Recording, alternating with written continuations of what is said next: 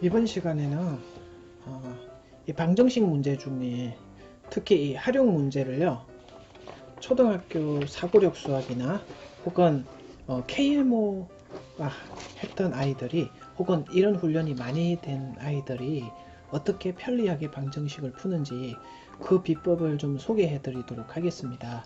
물론 꼭 KMO를 하지 않았더라도 그 문제 잘 푸는 상위권들이 문제 푸는 거를 보면은 조금 이런 그 빠른 풀이라든지 특이한 발상들이라든지 그렇게 푸는 거를 볼 수가 있는데요.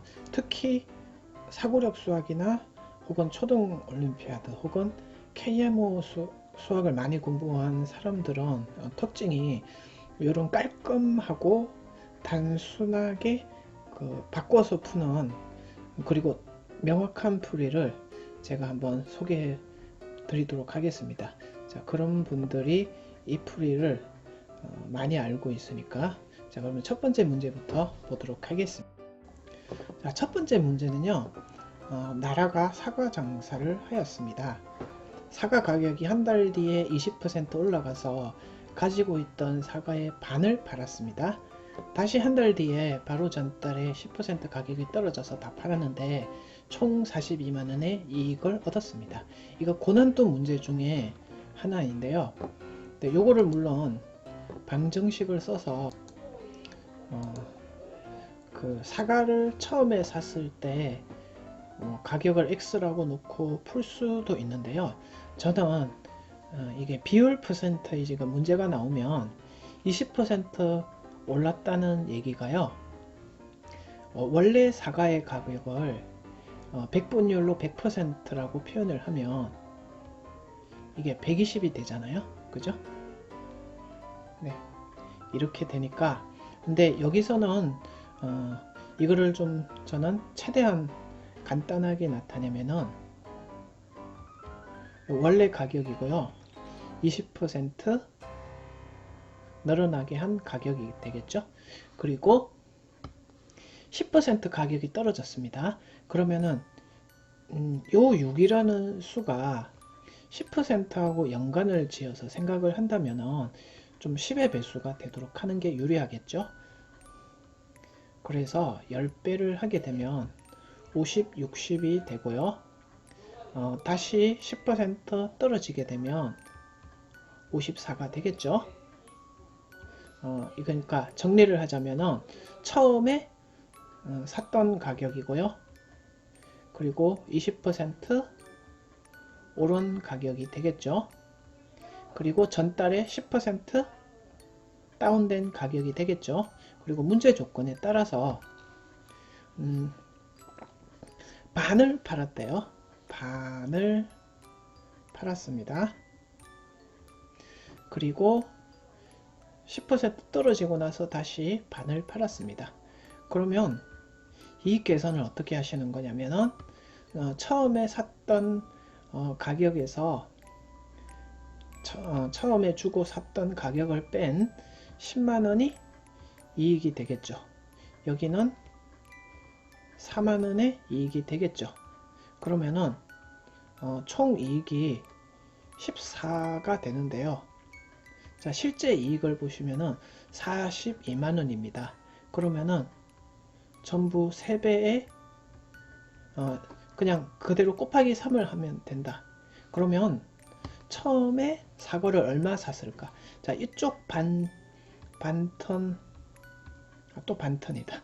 반 50만원, 여기 50만원이라고 가정을 하고 똑같이 3배를 하게 되면 여기 100만원이죠. 둘이 합치면 100만원이니까 정답은 300만원이 됩니다.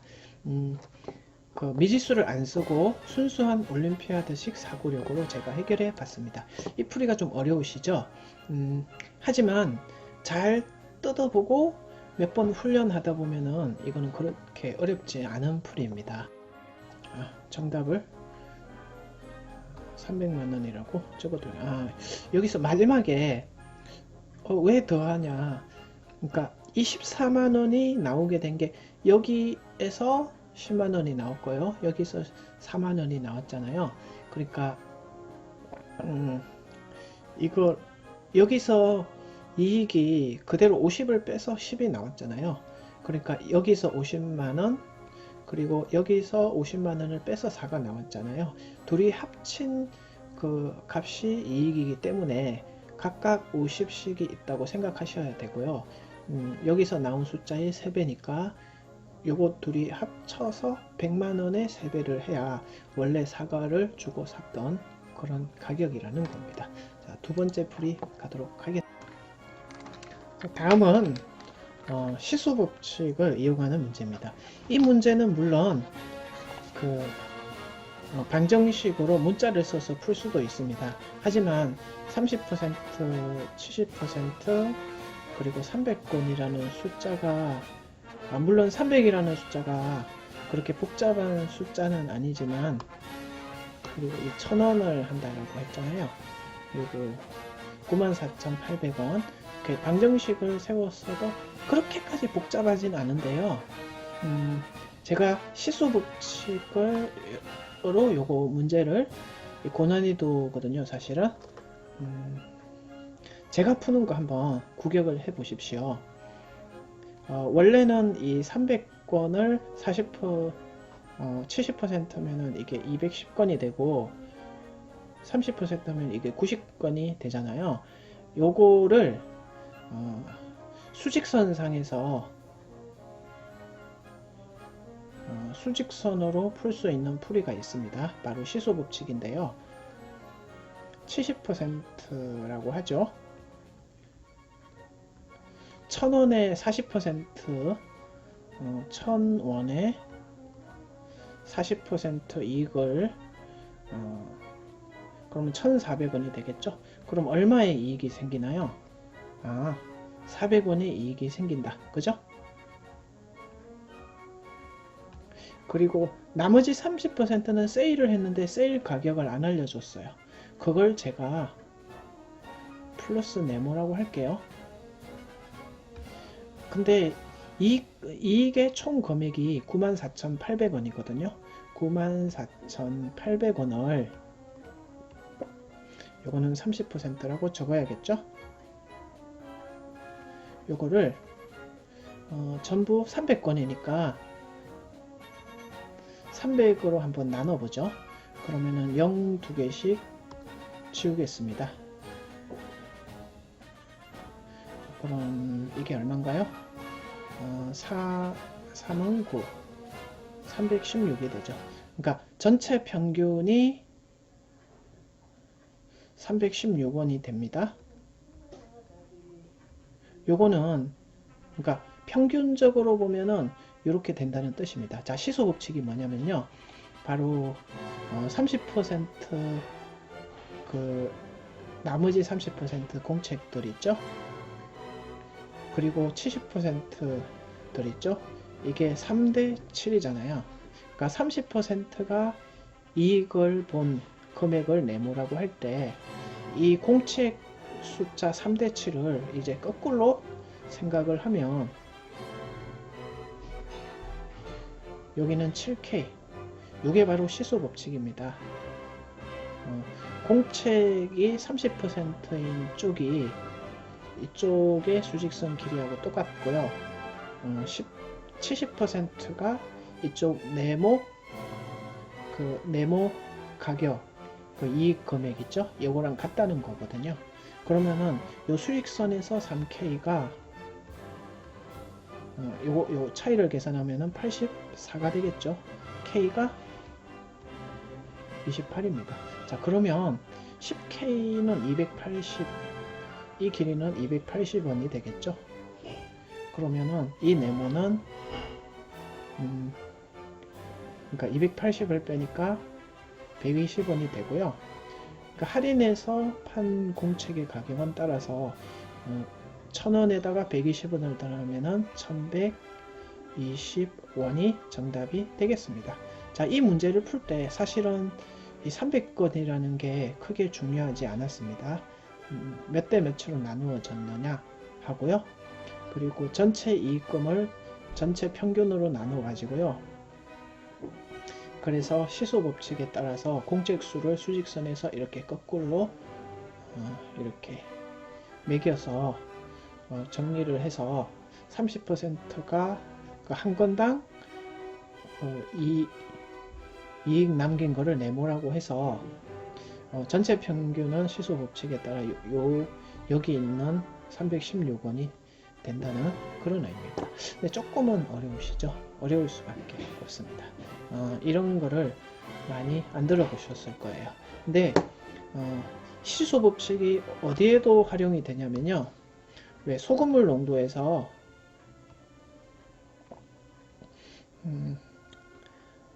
예를 들어서 10% 이거는 농도입니다. 수직선에서 35%가 있다고 합시다.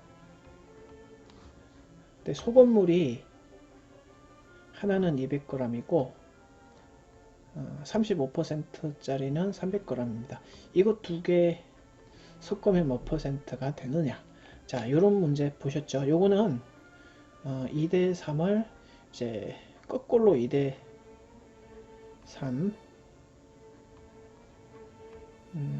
요렇게 시소 법칙에 따라서 여기 있는 겁니다. 그러면은 파란색 5가 25니까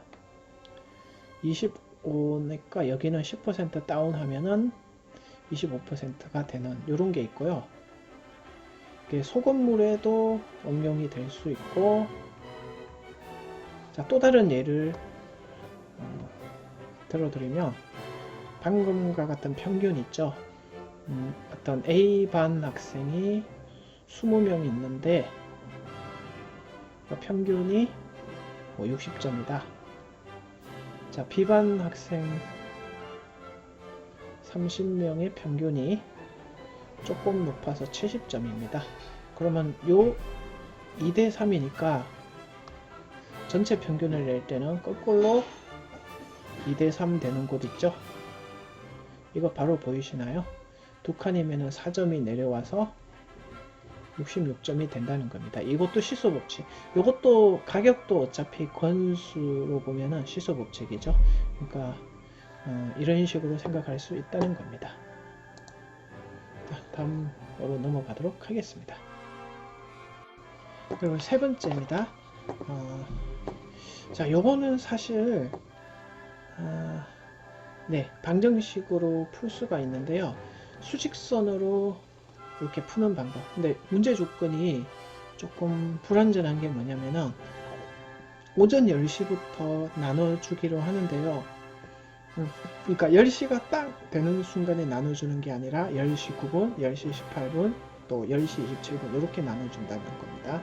요거는 수직선을 통해서 어떻게 풀 수 있는지를 제가 설명해 드리면, 혹시 문제를 읽으실 필요가 있으신 분은 꼭 이 문제를 읽고 제 설명을 들으시기 바랍니다. 자, 그러면 풀이를 시작하도록 하겠습니다. 자, 바로 이 수직선에 대해서 말씀을 해 드리도록 하겠습니다. 첫 번째 경우인데요. 먼저 첫 번째 경우라고 하면 10시에 땡 그 쿠키를 나눠주기 시작을 해서 10시 반이 되면은 11시 반이죠. 그러면은 우선 기록해 놔야 될 게 90분이 흘렀습니다. 그죠? 여기서부터 여기까지는 아이고, 색깔을 좀 바꿔야겠네요. 핑크색으로 90분이 흘렀고요.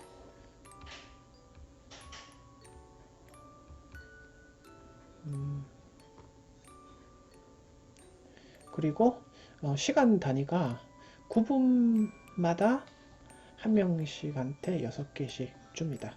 그러면은 전부 그러면은 10명에게 줄 수 있다는 얘기죠.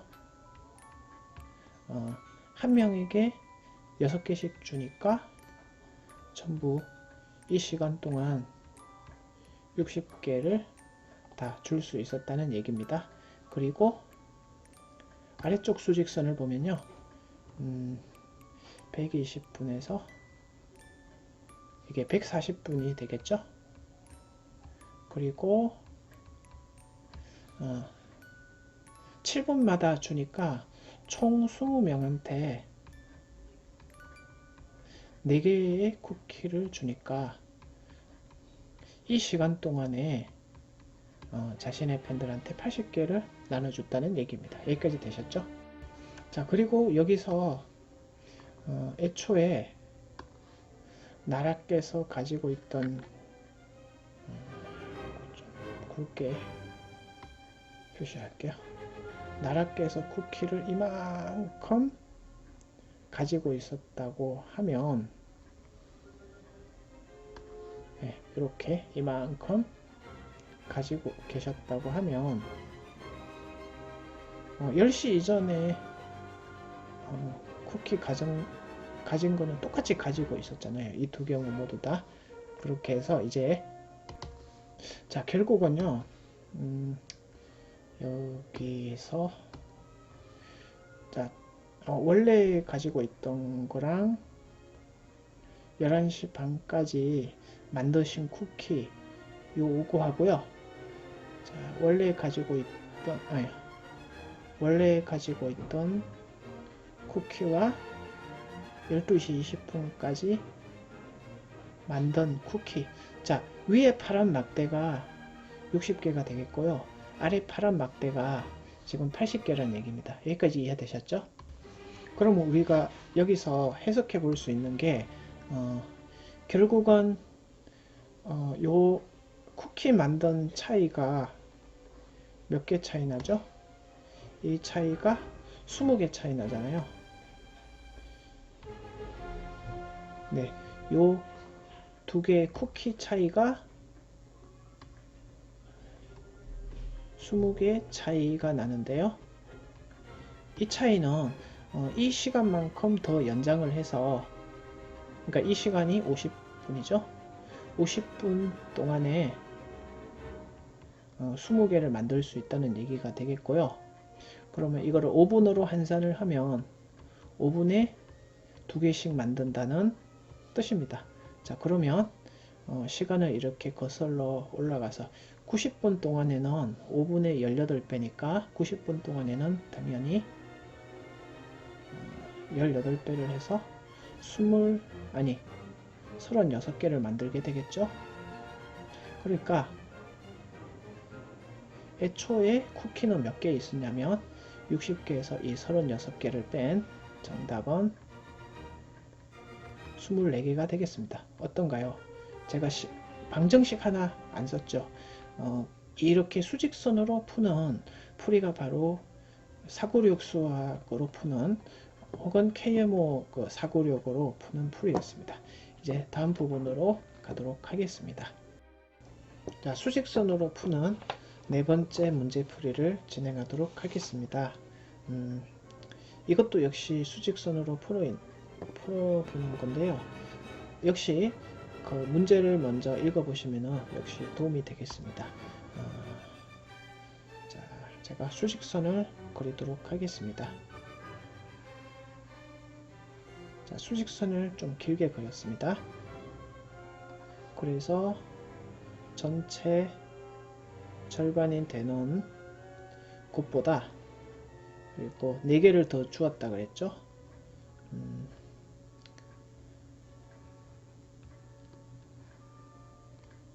여기 조그맣게 4라고 적겠습니다. 자, 이거를 B한테 줬고요.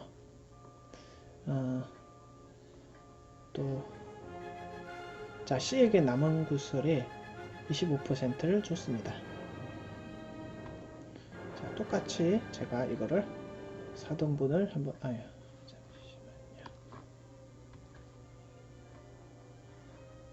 자, 이런 상황이죠.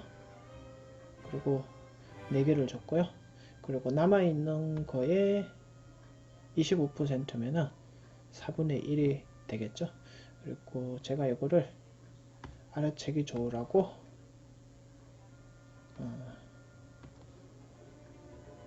절반에다가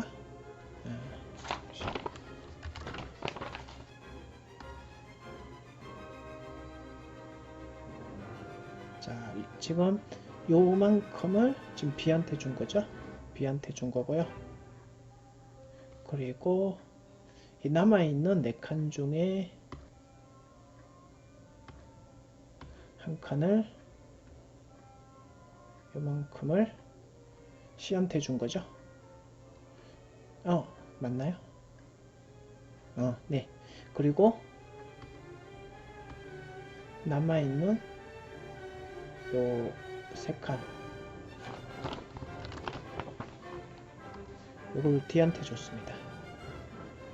그죠?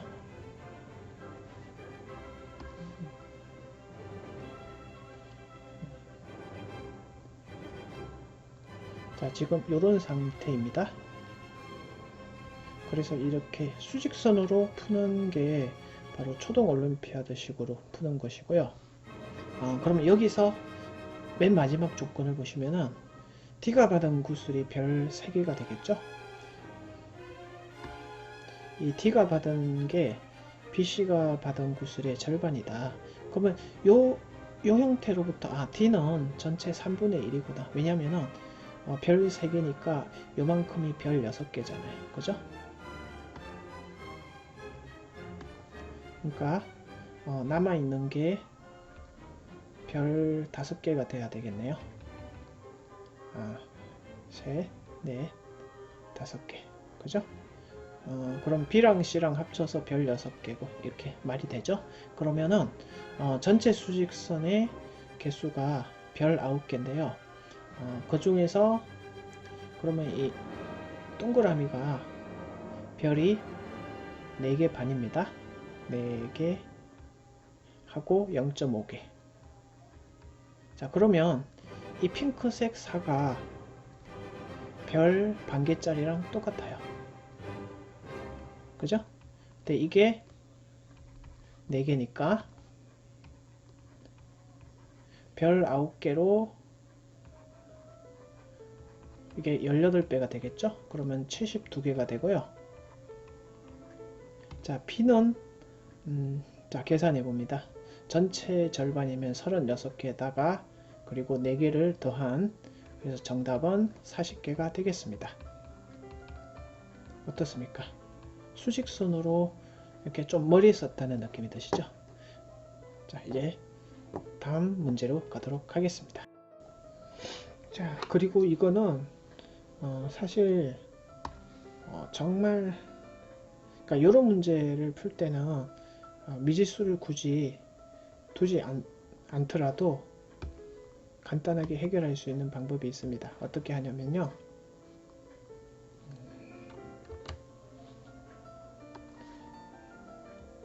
수직선을 이렇게 그립니다. 8과 요 분수를 표현을 보면은 8과 5 딱 뭐가 떠오르나요? 최소 공배의 수를 먼저 생각하는 겁니다. 40네모라고 하겠습니다. 자, 그래서 8분의 1이면 얼마인가요? 5네모가 되겠죠? 8네모가 되겠죠? 중이라고 씁시다.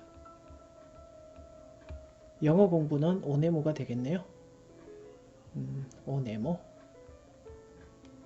0이라고 쓰겠습니다. 그러니까 이렇게 정수 최소 공배수를 이용을 하면 의외로 이게 쉽게 풀립니다. 그리고 12시간은 음악 공부합니다. 음이라고 쓰죠. 형광펜으로 좀 쓰죠. 여기다가 음이라고 쓰겠습니다. 그리고 시간차가 3네모잖아요. 그러니까 6네모, 그거 2배 하면은 6네모가 되겠죠. 연기 연이라고 쓰죠. 그리고 남은 9시간을 드라마 보는데 쓰겠대요. 그게 9시간을 드라마. 아까 음악이 12시간, 비율은 안 맞지만 자, 이렇게 하면은 한눈에 쫙 들어오죠. 전부 다 합쳐서 40 네모가 돼야 되는데요.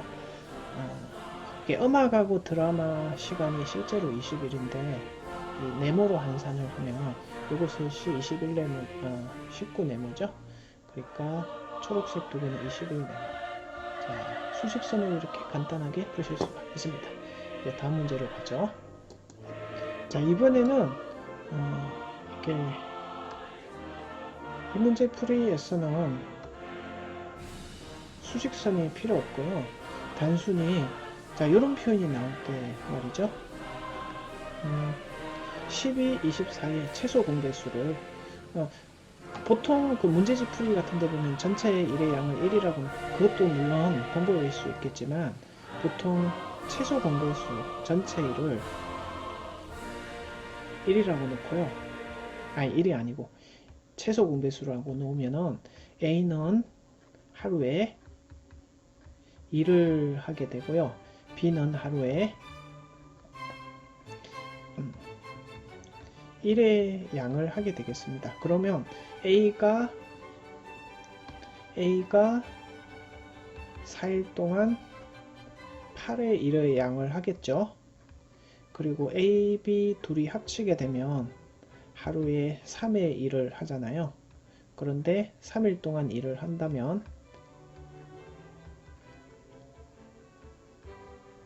그러면 9의 1의 양을 하겠네요. 그러면 따라서 지금까지 총 17의 1의 양을 하게 된 셈입니다. 그리고 남은 일은 BC가 하루 만에, 그러니까 BC, 자, B가 하루에 1의 양을 하게 되고요. C가 하루에 X만큼의 일을 한다고 생각을 한다면 이제 남은 일의 양이 지금 7이 남았잖아요. 그러니까 C는 하루에 6을 한다는 얘기예요. 따라서 C는 6식, 정답은 4일 일을 하게 되면 24를 할 수 있게 됩니다. 어때요? 간단하죠? 이제 그러면 다음 문제 풀이를 하도록 하겠습니다. 자, 다음 문제는요. 이런 얘기입니다. 상황 대충 이해하시죠? 어딘지 모르겠지만 어딘가에서 오누이가 쭉 길을 가다가 같이 가다가 아는 거죠. 내 사인 잊어먹었다. 자, 그때부터 이제 오빠가 갈 길은 오빠가 이제 되돌아가서 사인을 찾는 거죠. 자, 한번 되돌아갔다가 사진을 발견했습니다. 다시 동생이 있는 곳으로 쭉 가는 겁니다. 그리고 이게 조금 더 길어야 될 것 같은 생각이 드네요. 여기까지라고 할까요? 네. 자, 근데 같이 오누이가 가다가 이 순간에 여동생이라고 표현을 했죠. 여동생은 그냥 쭉 간 거죠. 그래서 그 여동생은 원래 가던 순서 100으로 가고 있었고요. 그리고 오빠는 250의 속력으로 갔다가 쭉 갔다는 얘기입니다. 이게 좀 보기가 안 좋아서 쭉 갔다는 얘기죠. 만날 때까지. 그래서 문제에서 물어보는 거를 잘 아셔야죠. 여기서부터 여기까지가 어떻게 되냐. 물론 이거를 식으로 1차 방정식으로도 풀 수 있는데요. 요 숫자의 특징을 이용을 한다면 지금 100하고 250은 간단히 얘기하면은 2대 5잖아요. 그죠? 그러니까 여기를 2라고 표현을 했을 때 초록색 왔다 갔다 이게 오라는 얘기입니다. 사실 이것만 알면은 다 풀렸어요. 근데 이게 고난도란 말입니다. 실제로 제가 애들한테 이 문제를 냈을 때 되게 많이 틀렸거든요. 그러니까 2대 5라는 것만 알고 있으면 이 핑크색을 이네모라고 하면 그냥 쓸게요. 그냥 왔다가 갔다가 하는 게 오네모니까 기본적으로 여기가 이네모라면 여기 왔다 갔다 하는 게 1.5네모, 1.5네모라는 거잖아요. 그죠? 위에 것도 1.5네모. 자, 그렇다면 50분 동안에 동생이 얼마를 걸었나요? 바로 5000m죠. 5000m. 그러면은 1.5네모로 환산하면 3750m입니다. 그죠? 어때요? 이렇게 푸는 거 깔끔하죠, 되게? 자, 이제 다음 문제로 가도록 하겠습니다. 자, 다음은 되게 어려울 수가 있습니다. 하지만 제 얘기를 잘 들으신다면은 또 그렇게 또 어렵지 않은 그런 문제니까 천천히 잘 들어보세요. 지금 어떻게 한 거냐면요. 두 개의 비커가 있고요. 비커가 있어요. 지금 문제 조건에 따라서 제가 그림으로 표현을 한 것인데요. 이게 버리고 나서, 그러니까 3대 7 전부 100g인데요. 30g을 버렸다를 3으로 표현을 했습니다. 그리고 두 번째 B 비커의 100g 중에 10분의 3, 그러니까 30g을 이렇게 한 겁니다. 순서가 지금 이렇게 하고요, 이렇게 하고 그 다음에 물로 채웠습니다. 이걸 1단계라고 합시다. 이러고 난 다음에 그럼 둘 다 100g이 되겠죠? 똑같은 작업을 또 한다는 겁니다. 버리고 B에서 10분의 3을 A로 채워 넣고 2번 프라임, 그리고 그 자리를 물로 다시 채운다는 겁니다. 그죠? 이게 되게 복잡해 보여도 결국 7%니까 7g 7g이 됐다는 겁니다. 되게 이게 복잡해 보여도 사실 거꾸로 가면은 쉽게 풀 수 있습니다. 근데 이거를 막 미지수로 놓고 풀려고 하면은 식도 복잡해지고, 물론 풀 수는 있겠지만 시간이 굉장히 많이 걸립니다.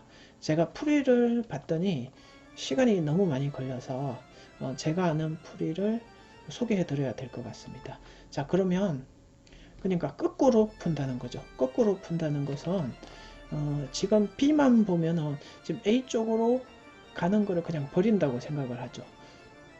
그 자리로 물을 그대로 채우고요. B는 물을 버리고 그 자리를 물로 채우는 것밖에 없습니다. 그러니까 이렇게 생각을 하세요. 이 상태에서 요 작업을 하기 전에 자, 그러니까 2번 다시 A 쪽으로 물이 가고 그 다음에 그 자리를 물로 채우는 이 작업을 하기 전에, 그러니까 2번 프라임 전에 이전에 B에 소금의 양만 생각을 한다면 그걸 뭐 X라고 써도 좋은데요. 저는 네모라고 하겠습니다. 초등식으로 푸는 거니까. 그러면 이 중에서 이 2번 프라임을 거치면서 10분의 3의 소금이 없어졌으니까 10분의 7이 남았겠죠? 근데 물이 들어온다고 해도 그 소금의 양이 달라지진 않잖아요. 이게 7이다 해서 네모가 간단히 10g이다 라는 사실을 알 수 있습니다. 자, 요거 잘 기억을 해 두십시오. 요 2번 프라임 전에, 2번 프라임 이전에 B에는 10g 있었습니다. 그러면 이 2번 프라임을 함으로써 건너간 소금은 몇 g이죠? 그러니까 10g 중에 10분의 3이면 3g이다. 이렇게 쓸 수 있겠죠? 자, 그러면 이제는 원래 B에는 얼마만큼의 소금이 있었는지. 자, 방금 요 과정을 거쳤죠. 그죠? 자, 처음 B에는 따라서 똑같은 방법으로 하면 됩니다. 처음 B에 있던 소금을 세모라고 했을 때 10분의 7 곱하기 세모가 얼마가 돼야 되겠죠, 여러분? 10g이 돼야 되겠죠. 자, 따라서 세모는 7분의 100이라는 거 금방 나오죠. 자, 따라서 처음 B에는 7분의 100g의 소금이 있었으니까 이게 바로 농도가 되겠죠. 100g 속에 있는 소금의 양이 농도니까. 어때? 괜찮죠? 그러면 이제 A가 좀 복잡할 수 있습니다. 자, A는 자, 정리를 잘 하셔야 됩니다. A는 이렇게 생각을 하셔야 돼요. 자, 그러니까 1번 프라임 이전에 자, 거꾸로 푼다 그랬죠? A의 소금량을 똑같이 네모섬으로 하면은 좀 재미가 없으니까 뭐라고 할까요? 삼각형도 썼으니까 동그라미는 0이라고 착각할 수 있으니까 네모 프라임이라고 그러죠. 그러면 네모 프라임이라고 했을 때 자, 여기에서 보십시오. 자, 1번 프라임을 한 이후는 1번 프라임 이후 그러니까 10분의 3의 소금 양을 기준으로 10분의 3이 사라졌으니까 남아있는 A 소금량은 10분의 7 네모겠네요. 네모 프라임이 되겠네요. 자, 이게 얼마가 되겠습니까? 건너간 게 3이니까 4g이 돼야 되겠네요. 그죠? 그래야 7g이 나올 수 있으니까. 어때요? 이 네모 프라임이 얼마입니까? 7분의 40이 됩니다. 근데 이제 거꾸로 올라갈 때 여기서 또 식을 잘 세워야 돼요. 그러니까 한번 적어 볼까요? 1번 이전에 A 소금량을 세모 프라임이라고 했을 때 그러니까 1번 이후에 어떻게 되는지를 보면 일단 아까랑 똑같은 알고리즘인가요? 10분의 7 그리고 건너온 거를 잘 계산을 하셔야 되는데 처음에 7분의 100이 있었죠. 그 7분의 100에 10분의 3을 곱해야 되니까 7분의 100에 10분의 3 요거는 건너온 B로부터 건너온 거. 자, 요게 바로 7분의 40이 되겠습니다. 자, 이렇게 해서 저는 세모 프라임을 구해 보니까 49분의 100이 나오더라고요. 자, 이 정답은 직접 여러분들이 계산을 해 보시기 바랍니다. 이와 같이 거꾸로 풀기를 활용을 하면 의외로 그 복잡한 식이 안 나온다는 걸 알 수 있습니다. 물론 좀 머리를 좀 많이 써야 되긴 써야 되죠. 대신에 자, 시간이 이해시키느라고 이렇게 했는데 사실 이렇게 몇 번 훈련하다 보면 이렇게까지 시간은 안 걸리거든요. 네, 그래도 좀 이번 편은 어려운 문제였습니다. 이제 다음 문제로 가도록 다음 문제는 혹시 이 문제가 잘못된 문제가 아닐까 혹시 의심을 할 수 있는 그런 문제입니다. 그게 왜 그러냐면 이게 조건이 너무 부족하다는 느낌이 들 수 있거든요. 4.6점인데 두 과목 모두 다 20문제를 맞췄고요. 점수의 비가 지금 25대 24다. 이 딸랑 이것만 가지고 식이 하나 원래 그 연립방정식은 미지수보다 그 식의 개수가 적으면은 그냥 안 풀리잖아요. 그죠? 근데 다행히도 이게 문제 개수는 자연수잖아요. 그것 때문에 이 문제를 풀 수 있다는 겁니다. 그런데 이거를 그러니까 평범한 교과 과정으로 이렇게 풀기보다는 여기 보시죠. 두 과목의 점수비가 25대 24라고 했습니다. 그러니까 이런 상황을 한번 예상을 한번 해보죠. 지금 영어 과목, 러시아 과목이 25에 해당하겠죠. 러시아 25. 이게 B입니다. 이거는. 그리고 영어 과목이 24점이라는 얘기가 아니고 점수비를 뜻하는 건데요. 근데 이거를 이제 극단적으로 생각하면 20문제를 모두 4점짜리로 맞췄다고 생각을 하면요 80점이 되겠죠. 근데 19문제를 4점짜리로 하고 5점짜리로 하나 대체가 되면 5점이 아니네요. 6점이죠. 4점 하나가 6점으로 바뀌었다고 생각하면 82점이 되겠죠. 6점짜리가 또 하나 더 바뀌게 되면 84점이 됩니다.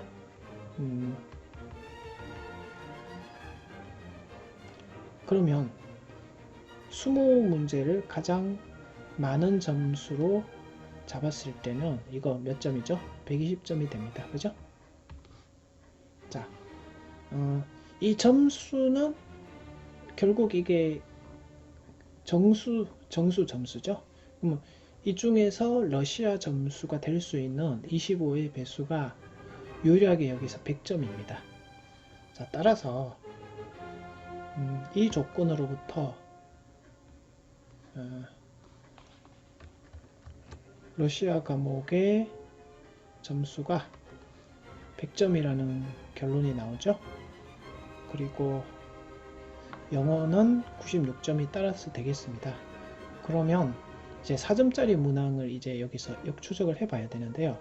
이제 역추적을 하실 때 여기 보십시오. 80점에서 100점으로 가려면 점퍼를 몇 번 해야 되나요? 2점씩 10번을 점퍼해야 된다는 거 알 수 있죠? 그러니까 6점짜리를 10개 맞췄다. 그리고 4점짜리도 10개, 20개니까. 그리고 영어 과목은 이거는 8번을 점프하면 되니까 영어는 6점짜리는 8문제를 맞췄고요. 4점짜리는 따라서 12점을 맞췄다. 이렇게 풀 수 있는 겁니다. 이게 올림피아드식 사고력입니다. 어떠나요? 사실은 올림피아드 사고력 중에 이렇게 우기기라고 이게 디딤돌 3% 올림피아드에 그런 게 있거든요. 근데 그 책에 보면은 이 원리를 모른 채 예를 들면은 그 풀이법만 알고 있는 학생들이 되게 많은데 닭하고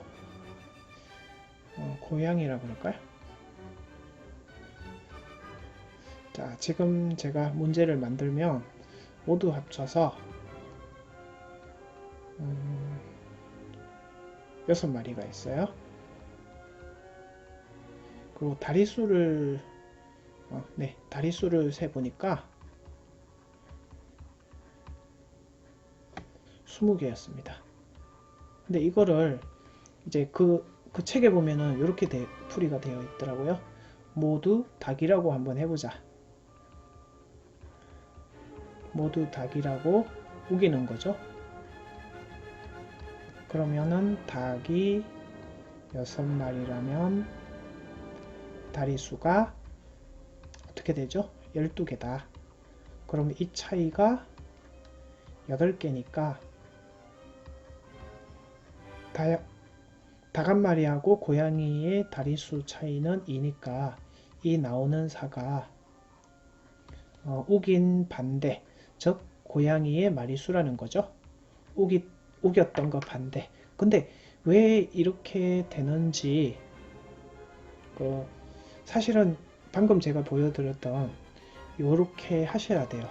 자, 모두 닭이라고 우기면 닭 6마리에 고양이 0마리인 경우에 다리가 12개. 자, 원래는 이렇게 표를 그려 가지고요. 제가 보여드리죠. 닭이 5마리, 고양이 1마리. 그럼 다리수가 2개가 늘어나서 14개가 된답니다. 그 3프로 올림피아드 책에서는 물론 표는 있긴 한데 자세한 설명이 없더라고요. 자, 4마리, 2마리. 고양이가 1마리씩 늘어날수록 다리수가 2개씩 늘어납니다. 그러니까 실제 다리수 20개까지 올라가려면 어떻게 해야 되죠? 4번을 점프해야 되잖아요. 근데 이 4번을 점프하는 이 차이가 지금 8개잖아요. 요게 나누기 2를 하는 얘기가 그러니까 바로 고양이가 1마리 늘어날 때마다 늘어나는 다리 숫자라는 거거든요. 그래서 이 나누기 2를 했을 때 고양이 마리 수가 나온다는 겁니다. 그래서 이 원리를 정확하게 이해를 하면서 물론 이해가 잘 안 되면 자신이 따져보고 그리고 선생님들께도 이거 질문을 하셔야 돼요.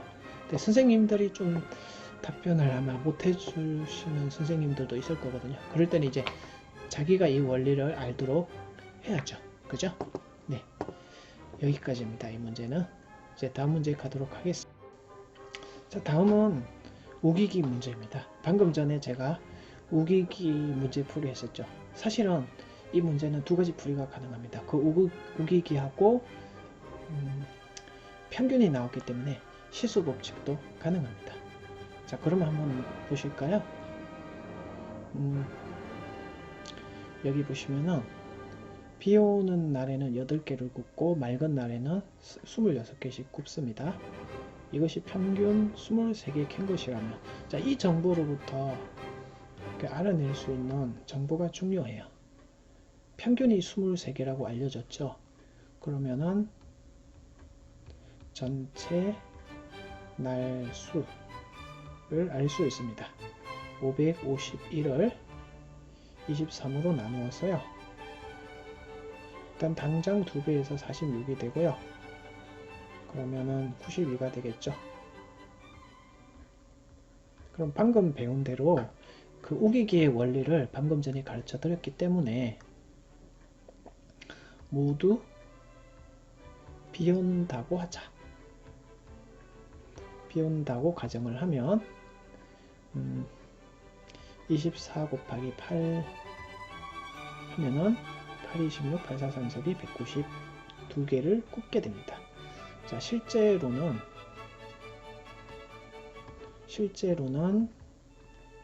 색깔이 안 바뀌었죠. 실제로는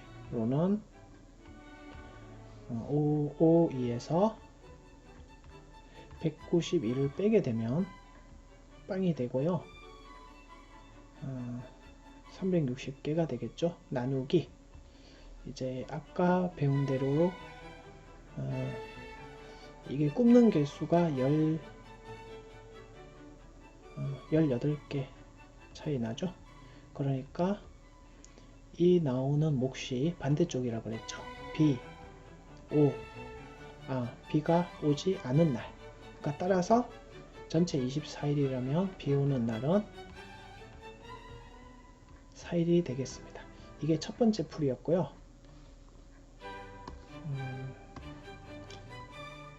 이게 첫 번째 풀이라고 한다면은, 자, 수직선 이용한 풀이 한번 활용해 보죠. 오늘 배웠죠?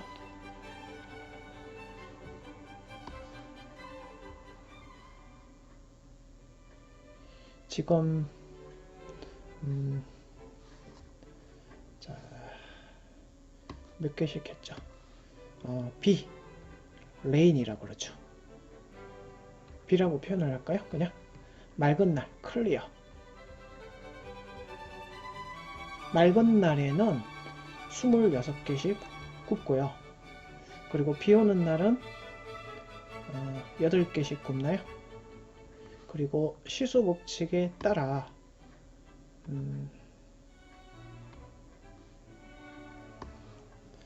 23이 어디 있습니까? 23이 여기 있습니까? 네. 자, 23입니다. 자, 그러면 전체 24일이라는 거를 그러니까 잠시만요. 맞죠? 아이고 제가 틀린 줄 알았는데 맞죠? 그래서 간단한 비를 구해 주셔야죠. 여기가 3, 여기가 15, 그죠? 그러면은 3대 15는 1대 5가 되겠네요. 1대 5로 비례 배분 하겠습니다. 자, 그렇다면 요 1에 해당하는 값은 24를 6으로 나누면 4니까 1은 4, 1에 해당하겠네요. 이 4, 1이 바로 비가 오는 날짜가 되겠습니다. 그래서 이 풀이로도 풀이가 가능합니다. 자, 그러면은 다음 문제 가도록 하겠습니다. 자, 오늘의 마지막 문제는 제목에도 있죠. 신데렐라 시계 문제가 되겠습니다. 자, 요거는요, 이 문제를 풀기 전에 먼저 수학 탐정에 가면 신데렐라 시계하고 검색하면은 보실 수가 있거든요. 그것은 제가 한번 찾는 법, 제 그 수학 탐정 제2에 들어오시면 여기다가 신데렐라 시계 여기 있네요. 여기를 딱 클릭해 보시면은 이렇게 재생이 안 되나요? 신데렐라 시계로 문제를 이렇게 겹치는 시간 있죠? 왜 이렇게 로딩이 느리죠? 겹치는 시간을 이렇게 비례식으로 푸는 방법을 제가 설명해 놨습니다. 자, 그러면은 다시 여기로 오셔서 제가 간단하게 예전에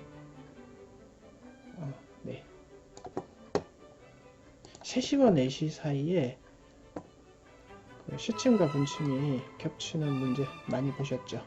그죠? 그러니까 그거를 그때 어떻게 설명해 놨냐면 바로 이런 식으로 제가 설명을 해 놨습니다. 자, 빨간색이 시침입니다. 그죠? 네, 이렇게 했어요. 밤 12시. 제가 이거를 왜 신데렐라 문제라고 했냐면은 밤 12시, 낮 12시. 자, 신데렐라가 뭘 하는지 아시죠? 그러면 이거는 이렇게 생각을 할 수 있습니다. 자, 분침이 그동안에 12바퀴를 돌아요. 그리고 시침은 그동안에 한 바퀴를 돌아요. 그렇다면 그러니까 총 12시간이 흘렀는데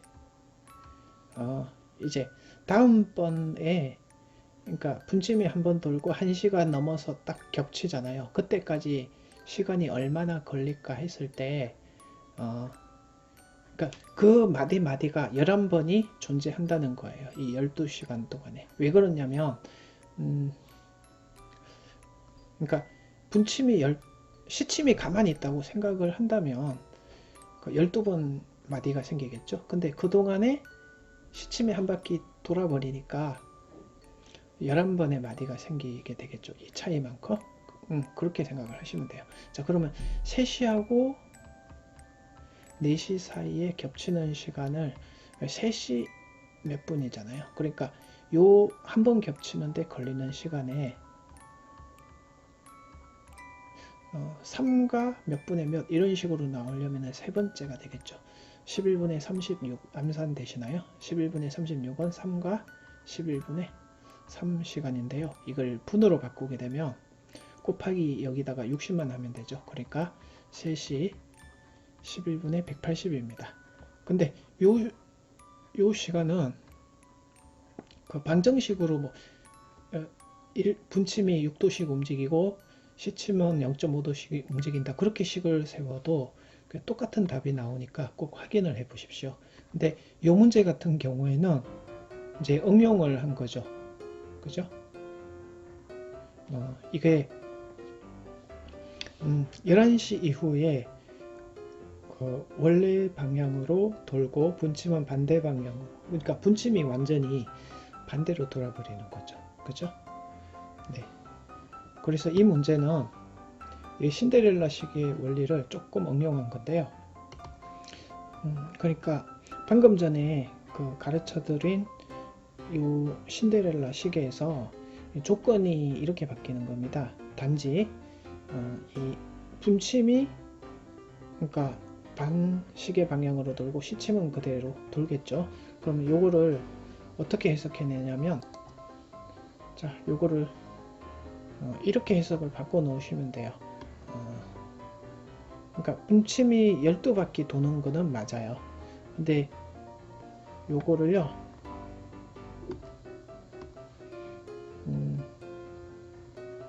12바퀴 그대로 냅두고요, 시침을 마이너스 1바퀴라고 하죠. 그죠? 그러니까 서로 반대 방향으로 도니까 한쪽을 마이너스 처리하면 되겠죠. 그래서 한 번 겹치는데 걸리는 시간이, 자, 여기서 이거 빼면 아까는 11이 됐잖아요. 근데 12 빼기 1을 하면은 13분의 12바퀴, 그러니까 한 번 겹치는데 걸리는 시간이죠. 그러면은 이제 문제에서 요구하는 조건을 이제 찾아보시면은, 자, 요게요, 처음에는 이게 30도였다가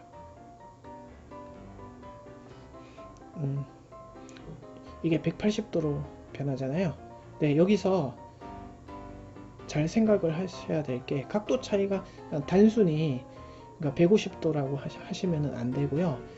중간에 한번 이 시계가 서로 반대 방향으로 돌아가면서 한번 겹쳤다가 다시 180도 쫙 벌어지는 거잖아요. 그러니까 요거는 이렇게 생각을 하시면 돼요. 이 30도를요, 그냥 마이너스 30도였다가 겹칠 때까지 0도가 됐다가 0도에서 다시 180도로 벌어진다고 생각을 하면 실제로 이 차이는 210도가 되는 겁니다. 자, 그래서요, 이 각도의 변화가 있기까지 어느 정도의 시간이 걸리냐는 건데요. 자, 요거는 360도의 변화가 있을 때까지 걸리는 시간이고요. 210도 변화가 있기 위해서는 바로 어떤 비율을 곱해주죠? 바로 13분의 12 곱하기 360도에 이만큼이면, 자, 360분의 210도를 곱해주면 됩니다. 그죠? 약분할 수 있는 한 최대한 약분을 해보면, 그래서 13분의 10이죠. 이거는 00 없어지고 다시 3으로 나누면 12분의 3을 나누면 7이 되니까 13분의 7 시간이 답이고요. 이제 이거를 분으로 환산을 하게 되면 곱하기 60을 해야 되니까 13분의 420분이 정답이 되겠습니다. 조금 어려웠죠? 하지만 이게 바로 올림피아드식 사고력이고요. 지금까지 제가 그 방정식을 올림피아드 사고력이나 KMO식 좀 이런 비슷한 식으로, 그러니까 주로 사고력이죠. 주로 사고력인데 결국 이 사고력이 KMO에 대한 기초도 되고 창의 수학도 이런 기초가 됩니다. 특히 이 방정식 부분은 사고력 수학으로 정말 간단하게 잘 배워두기만 하면 진짜 깔끔하게 풀 수 있는 그런 문제라고 할 수 있겠습니다. 자, 이상 수학 탐정 제이였습니다.